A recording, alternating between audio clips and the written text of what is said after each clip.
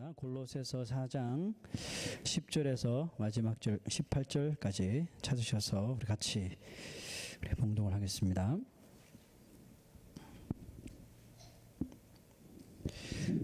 함께 봉독하겠습니다.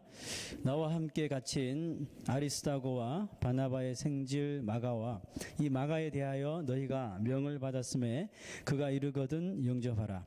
유수도라 하는 예수도 너희에게 문안하느니라. 그들은 헬라파이나 이들만은 하나님의 나라를 위하여 함께 역사하는 자들이니 이런 사람들이 나의 위로가 되었느니라. 그리스도 예수의 종인 너희에게서 온 에바브라가 너희에게 문안하느니라. 그가 항상 너희를 위하여 애써 기도하여 너희로 하나님의 모든 뜻 가운데서 완전하고 확신 있게 서기를 구하나니 그가 너희와 라오디게아에 있는 자들과 히에라볼리에 있는 자들을 위하여 많이 수고하는 것을 내가 증언하노라. 사랑을 받는 의사 누가와 또 데마가 너희에게 문안하느니라. 라오디게아에 있는 형제들과 눈바와 그 여자의 집에 있는 교회에 문안하고 이 편지를 너희에게서 읽은 후에 라오디게아인의 교회에서도 읽게 하고 또 라오디게아로부터 오는 편지를 너희도 읽으라. 아키뽀에게 이르기를 주 안에서 받은 직분을 삼가 이루라고 하라. 나 바울은 친필로 문안하노니 내가 매인 것을 생각하라. 은혜가 너희에게 있을지어다. 아멘. 반갑습니다. 애기 울어도 괜찮으니까 나가지 마시고요. 네, 괜찮아요. 네, 조금 우리 이해할 수 있죠? 그럼요. 자, 오늘 골로새서 드디어 마지막 시간이네요. 1월 첫째 주일에 시작해서 이제 4월 중순에 마칩니다. 오늘 왜 오직 예수인가 마지막 시간입니다. 한국은 물론 요즘 아시아 지역에서 엄청난 인기를 얻었던 드라마가 있죠. 뭐죠? 모른 척 하지 마시고. 태양의 후예라는 그 드라마가 드디어 막을 내렸습니다. 그것도 16회 한 것 같아요. 예, 우리는 15회고, 드라마는 16회고. 하여튼 그 매 회마다 반전을 보이면서 시청자들을 들었다 놨다 하고 마지막까지 그런 모습이 계속 진행되었습니다. 그러다가 끝에는 정말 극적인 반전이 나오면서 야, 끝에 저렇게 끝나나 했는데 해피엔딩으로 이렇게 또 반전이 생겼죠. 그런데 사실 이 시청자들, 특히 여성 시청자들은 남자 주인공이 죽어서 마치 자기의 남편이 죽인 것처럼 그렇게 애통하면서 슬퍼했다고 하죠. 하지만 여러분, 이 드라마를 쓴 작가를 아는 사람은, 적어도 이 드라마가 쓰는 이 작가가 쓰는 드라마가 어떤 식 스타일로 쓴다는 것을 아는 사람들은, 이것을 염두에 두는 사람들은 그렇게 슬퍼하지 않았을 거예요. 왜냐하면 항상 보면 해피엔딩으로 끝나거든요. 왜냐하면 그 작가의 드라마는 엄청난 반전이 늘 있으나 마지막은 어쨌든지 해피엔딩이 되더라는 것입니다. 여러분, 우리 인생의 드라마를 써내려 가시는 분이 누구십니까? 나 자신이 아니라 바로 나를 지으신, 나를 창조하신 하나님이심을 믿으시죠. 네, 그 하나님의 작품의 끝도 항상 해피엔딩이라는 것을 여러분 아십니까? 골로새서 제가 마지막 이제 말씀을 준비하면서 1월부터 이제 써내려 갔던 쭉 설교들 한번 읽어봤어요. 그러면서 첫 번째 썼던 이 설교 내용을 보니까 이 바울이 골로새서를 시작하면서 그 성도들에게 감사하다라는 서신을 시작해요. 감사하다는 말로 서신을 시작하죠. 무엇이 감사하죠? 그 골로새 성도들이 바울은 골로새에 가본 적이 없어요. 그 사람들을 만난 적도 없어요. 근데 에바브라를 통해서 듣는 거죠. 근데 무엇을 듣고 감사했어요? 그리스도 예수 안에서 너희의 믿음이 있다는 것을, 그 말을 듣고 너무너무 감사했어요. 그리고 정말 평강의 안부를 전합니다. 여러분, 예수 그리스도를 믿는 자의 삶도 이렇게 인기 있고 흥행하는 드라마 못지않게 아주 수많은 반전의 연속이죠. 여기 앞에 나오셔서 기도하시는 분들 보면 다 기도 내용이 안 빠지고 하는 것이 다 그거예요. 세상에서는 죄를 많이 지었고, 세상에서는 실패하고, 세상에서는 실망스럽게 살았지만 오늘 이 예배를 통해서 다시 회복시켜 주시고 능력을 주시고 위로를, 다 이런 말이 계속해서 매주마다 나옵니다. 형식적으로 하는 거 아니잖아요. 우리 삶이 그렇다는 것을 그냥 대변하는 것입니다. 틀린 말이 아니에요. 맞는 말이죠.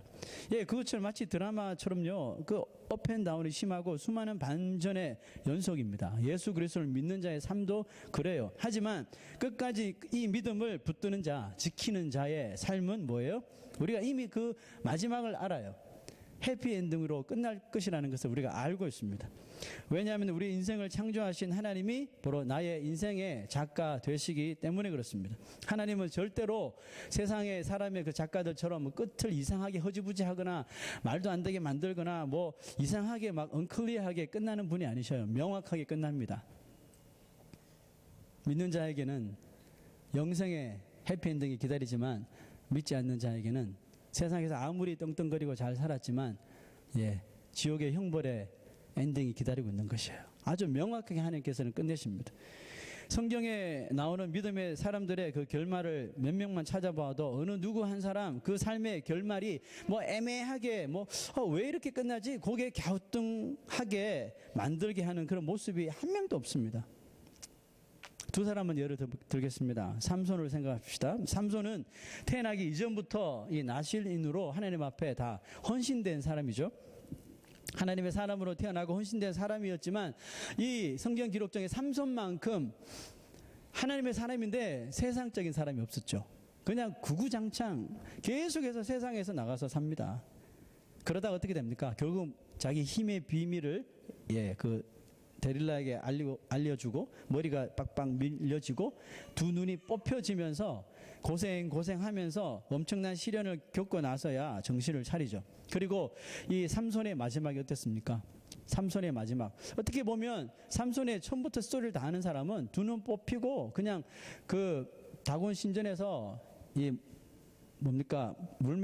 물맷돌 몸으로 직접 돌리면서 인생 끝나도 아이고 그렇게 왜 저렇게 불순종하며 살아가지고 이렇게 말해도 뭐 하자가 없을 정도로 그런 삶을 살았죠. 그런데 이 삼손의 마지막이 정신을 차리죠. 그리고 그 마지막은 하나님의 뜻에 자신의 뜻을 지금까지는 계속해서 하나님의 사람인데 자신의 뜻만 위해서 살았거든요. 자신의 육체를 위해서 살았던 사람이잖아요.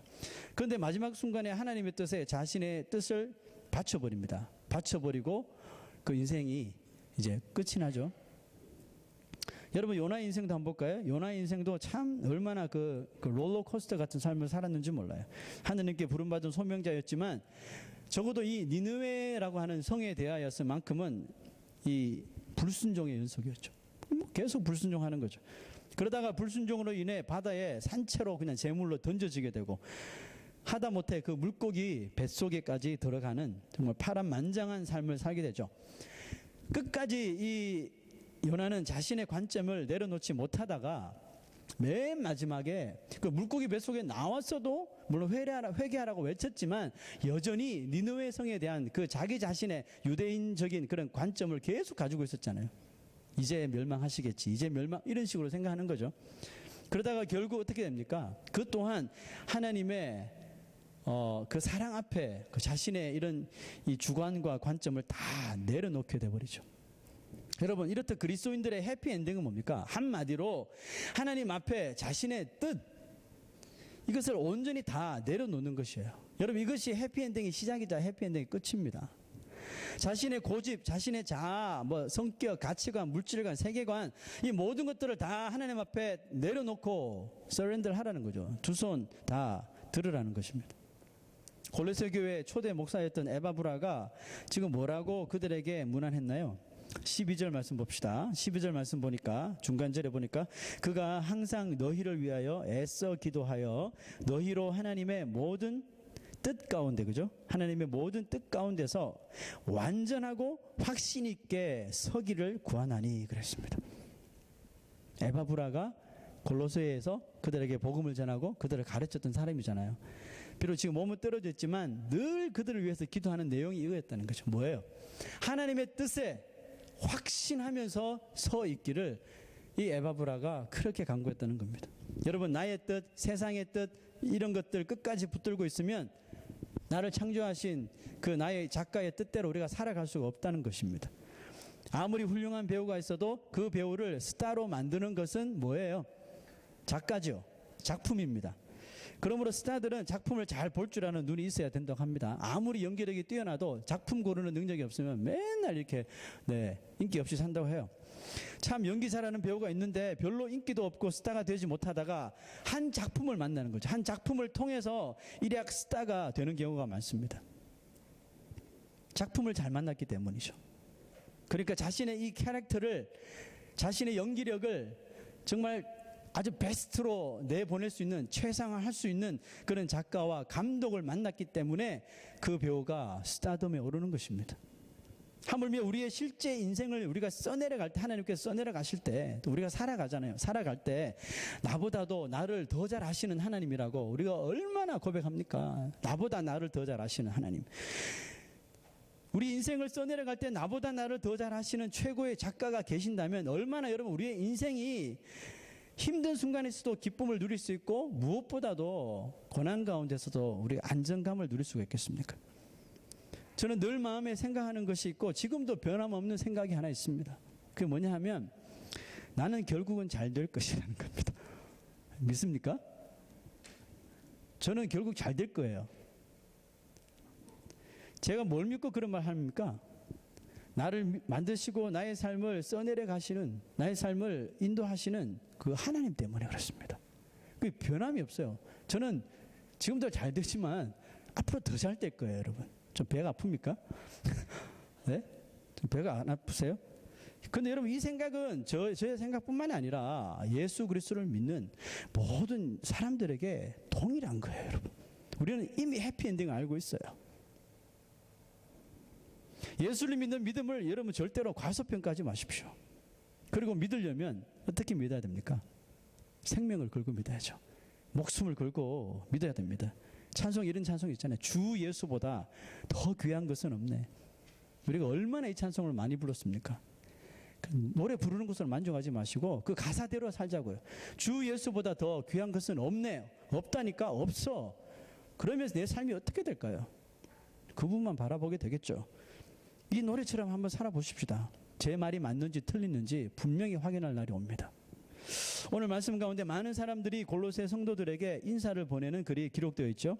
이 사람들의 삶이 지금 말했던 내 삶은 결국은 잘 될 것이다. 지금도 잘 되지만 이 고백을 다 증명해 주고 있어요. 이들은 주 예수보다 더 귀한 것은 없네를 그들의 삶 가운데서 경험하고 실천하며 살았던 사람들입니다. 자, 누가 나옵니까? 아리스다고, 또 마가복음을 기록한 마가, 유수도라 부르는 예수, 골로새 교회에서 목회를 했던 에바브라, 누가복음 사도행전을 썼던 누가, 그다음 데마가 바울의 편지를 통해서 한 번 일명씩도 없는, 만나지도 못한 그 골로새 교회 성도들에게 이 문안 인사를 하는 겁니다. 자, 여러분, 우리가 한 번도 본 적도 없고 알지도 못하는 저 오지에 있는 그리스도인들에게 우리가 만약에 편지를 쓰고 문안 인사를 쓴다면 여러분들 어떤 글을 쓸 것 같습니까? 잘 먹고 잘 사십시오, 이겁니까? 다 위로의 말 하겠죠. 그들이 만약에 핍박 가운데, 고통 가운데 있다면 여러분 이 가운데 누가 한 사람도 빠지지 않고 다 위로의 말, 아마 이분들보다 더 마음을 움직이는 그런 말들을 아마 할 겁니다. 왜? 그것이 그들에게 소망이니까. 또 그것이 우리에게 또 소망이니까. 또 우리가 경험했던 것들이기 때문에. 주 예수보다 더 귀한 것은 없습니다. 힘들고 어렵겠지만 낙심하지 마시고 주 예수만 붙잡으십시오. 이렇게 여러분 편지 안 하겠습니까? 이 사람들이 무슨 마음으로 그들에게 문안 인사를 했을까요? 과연 이들의 삶은 도대체 어떻길래 이런 정겨운 인사들을 나눌 수 있었을까요? 한 번도 보지 못한 사람들에게. 여러분, 한 가지 우리가 분명한 사실은 이 골로새 교인들이 지금 처해 있는 그 상황보다 뭐 못하면 못했지 절대로 편하지 않은 삶을 지금 이 사람들이 살고 있다는 것을 우리 기억하십시오. 이들이 지금 어디에 있나요? 그들의 형편이 무엇입니까? 오늘 10절 말씀 첫 번째 보세요. 나와 함께 갇힌이라는 말로 시작하죠. 어디에 있다는 것입니까? 감옥에 있다는 겁니다. 아리스다고만 감옥에 있는 건지 아니면 이 모든 사람들이 다 감옥에 있는 건지 정확히는 알 수 없지만 에바브라도 감옥에서 바울을 만났다고 했잖아요. 그러면 이 모든 사람들이 감옥에 처한 현실 같은 상황이 있었다는 것이겠죠. 자, 여러분, 감옥에 갇혀 있는 사람들이 뭐가 그렇게 좋아서, 뭐가 그렇게 행복해서 감옥 밖에 있는 사람들에게 행복한 메시지를 전합니까? 뭔가 있기 때문이 아닐까요? 뭔가 그들의 삶 속에 있기 때문에 이런 말을 하는 겁니다. 바울은 특히 앞에 그 세 사람에 대하여 설명하기를 모두 헬라파라 그랬습니다. 헬라파라는 말은 그 뼛속부터 다 주이시라는 거죠. 순수 유대인이라는 겁니다. 그래서 바울이 이렇게 말합니다. 이들 많은 하나님의 나라를 위하여 함께 역사하는 자들이니 라고 이렇게 말했어요. 많은 유대인들이 있지만 하나님의 나라를 위하여 정말 진실하게 함께 일하는 자는 이들 뿐이었다는 것입니다. 그리고 바울에게 이들의 모습이 뭐가 되었다 그랬습니까? comfort, 위로가 되었대요. 그들의 모습이 사도 바울에게 위로가 되었다고 합니다. 도대체 그들이 바울에게 어떻게 했길래 바울이 그들은 나의 위로가 되었다고 했을까요? 그들이 바울의 마음을 기쁘게 해주려고 마음에도 없는 그런 좋은 말들을 막 바울에게 많이 했을까요? 그런 말을 했다기보다 그들이 하나님의 나라를 위하여 바울 못지않은 열정을 가지고 그 역사, 그러니까 일하고 있다는 그 사실만으로 바울의 심정을 크게 위로하고도 남았더라는 것입니다. 여러분, 저에게도 이렇게 좀 위로해 주시면 안 될까요?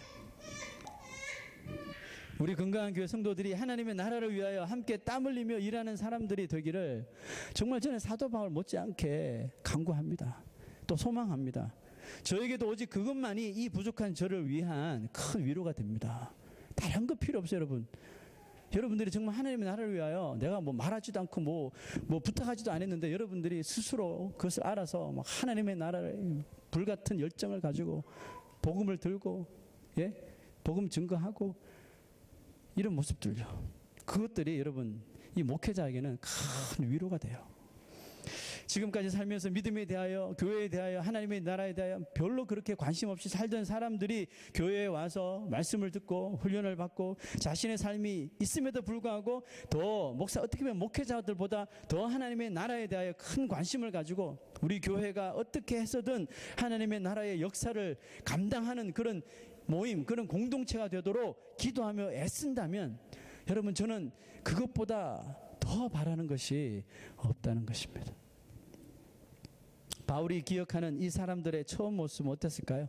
분명히 순수 혈통의 유대인들이었으니까 자기 민족만 chosen generation이라고 약속받은 백성이라고 믿고 이방인들을 다 무시하는 그런 분명히 성향들을 다 가졌을 것이에요. 그러나 이들이 예수를 만나고 나서 보니 그들의 유대적인 그런 가치관이 다 변화되고 깨어지고 그들의 삶의 나침판이 예전에도 한 방향으로 흐르고 있었지만 복음과는 완전히 다른 방향으로 이 삶의 나침판이 고정되어 있었던 것이 이제는 완전히 다시 한쪽 방향으로 정확하게 가르치는데 그들의 삶도 그들의 시선도 그들의 어느 곳에 어떤 상황에 처하든지 한 곳에만 집중하여 인생의 나침반이 고정되더라는 것입니다.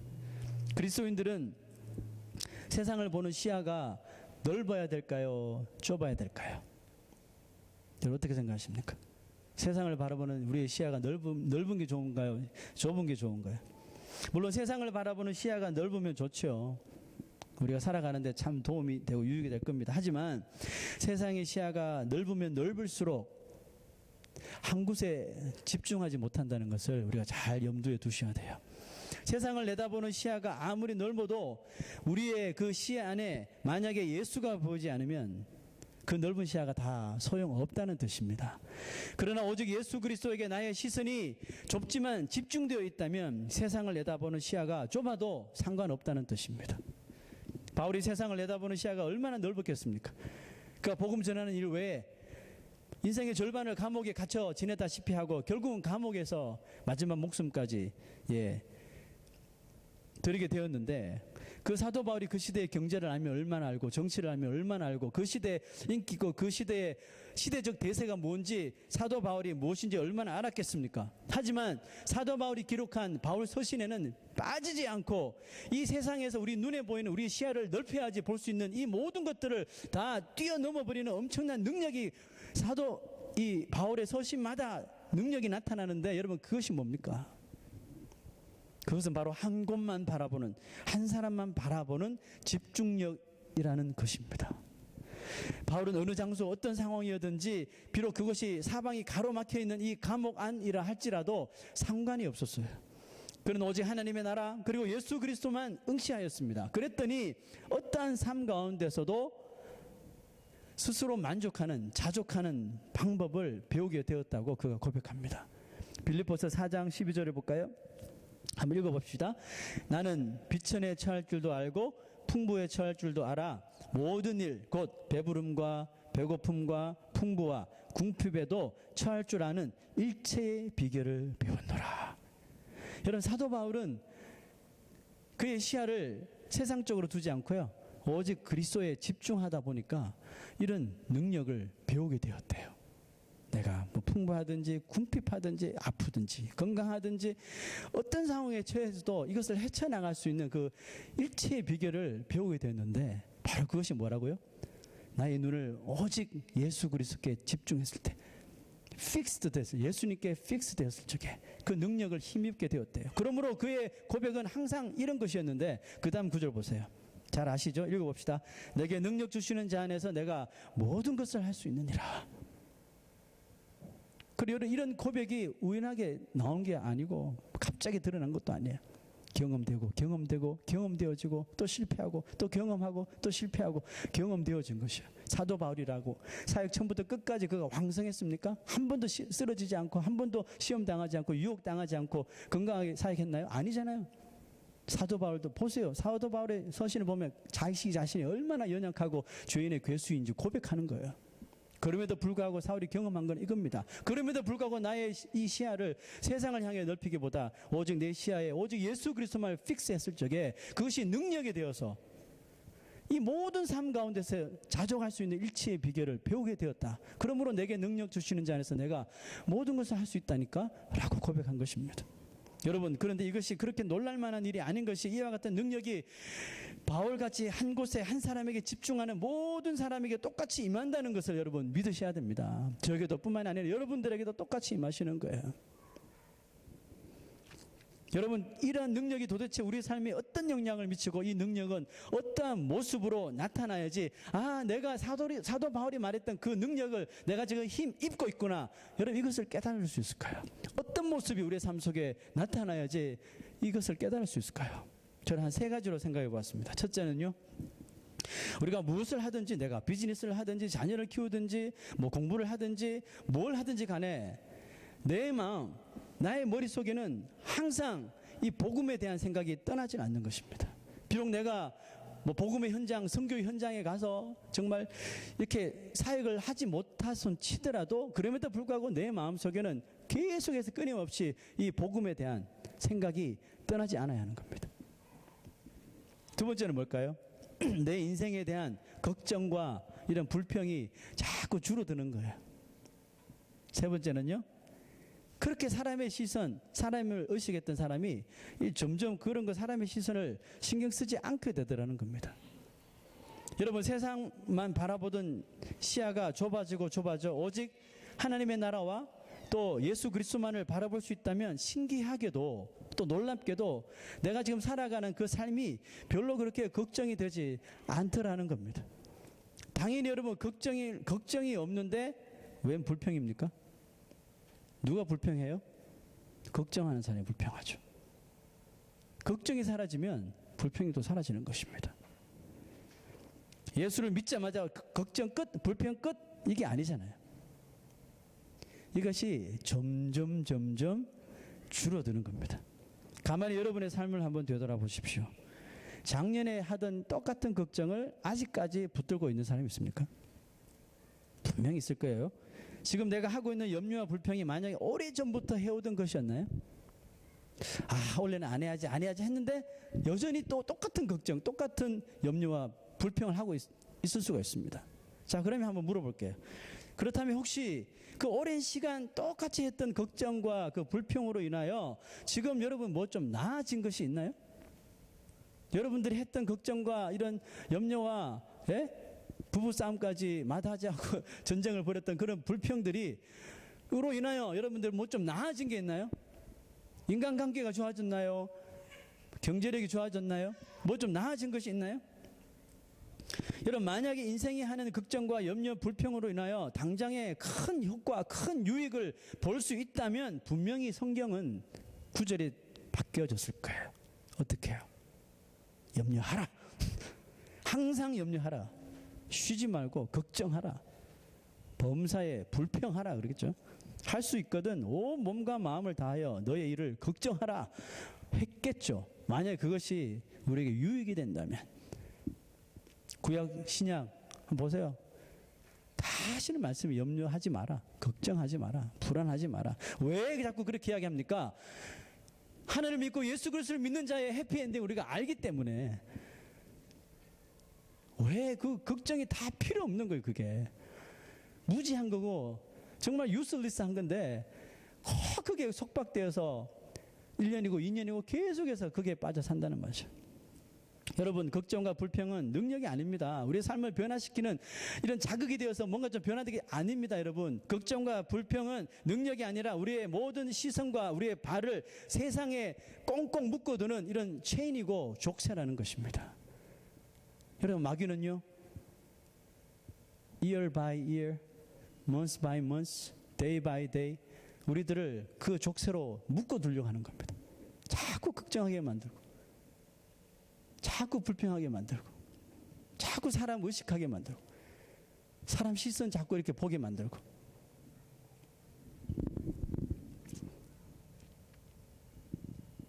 여러분, 그런 것들은 하나님의 나라를 보지 못하게 만드는 눈 가리개와 같습니다. 그러므로 누가 시야가 좁은 사람입니까? 바로 세상을 다 볼 수 있어도 하나님 나라를 볼 수 없는 사람이 정말 시야가 좁은 사람이죠. 이 세상에 위대한 사람 다 만나고 다녀도 예수 그리스도를 만나지 못하는 사람의 시야가 가장 좁은 것입니다. 누가 시야가 넓은 사람이에요? 시대의 대세를 꿰뚫어 보고 정치와 경제를 통찰하는 사람이 아닙니다. 바로 내 시야에 예수만 보이는 사람입니다. 내 시야에 예수만 보이는 사람, 이 시야가 가장 넓은 거예요. 여러분, 시야에 예수만 보이게 하기 위해서는 한 가지를 우리가 늘 정말 고집스럽게 집착해야 하는 것이 하나 있어요. 그게 뭘까요? 예수님만 바라보려고 하는데도 불구하고 내 삶에 계속해서 염려가 밀려오고 불평이 밀려와서 자꾸 나의 시선을 예수 위에서 자꾸 띄게 만드는 것이 있잖아요. 그죠? 그럴 때마다 우리가 해야 될 것이 있어요. 바로 십자가 아래로 나오는 거예요. 십자가 밑에 나와서 그 내 짐을 풀어 놓아야 하는 것. 이것을 여러분 우리가 고집스럽게 집착해야 할 일입니다. 무슨 짐입니까? 당연히 걱정의 짐이죠. 불평의 짐이고 고민하는 짐, 미래에 대한 두려움의 짐, 미래에 대한 불안한 마음, 비즈니스에 대한 불안한 마음, 건강에 대한 불안한 마음, 자녀에 대한 불안한 마음, 이 모든 불안한 마음의 짐들을 어디에 앞에 왔어요? 예수 그리스도의 십자가 앞에 와서 이것을 다 풀어놓으라는 것입니다. 풀어놓을 때만이 여러분 우리가 다시 그 능력을 힘입을 수 있게 되는 것입니다. 여러분, 이 말을 정말 멋지게 노래로 완성한 곡이 있는데 그게 바로 주 안에 있는 나에게 딴 근심 있으랴라는 그런 찬송입니다. 우리 잘 아실 텐데요. 이 찬송 가사를 한번 다 같이 한번 볼까요? 주 안에 있는 나에게 딴 근심 있으랴. 십자가 밑에 나아가 내 짐을 풀었네. 2절. 그 두려움이 다 변하여 내 기도 되었고 전날의 한숨 변하여 내 노래 되었네. 내 주는 자비하셔서 늘 함께 계시고 내 궁핍함을 아시고 늘 채워주시네. 내 주와 맺은 언약은 영 불변하시니 그 나라 가기까지는 늘 보호하시네. 여러분, 십자가 아래 와서 우리의 정말 이런 짐들을 다 풀어 헤치고 나면 우리에게 입술에서 터져나오는 게 뭐예요? 결국은 할렐루야입니다. 후렴보세요. 주님을 찬송하면서 할렐루야 할렐루야. 여러분, 할렐루야는 이럴 때 하는 겁니다. 십자가 앞에 나와 내 짐을 다 풀어놓고 정말 마음에 위로와 소망을 얻고 능력을 힘입어서 나오는 소리가 바로 할렐루야예요.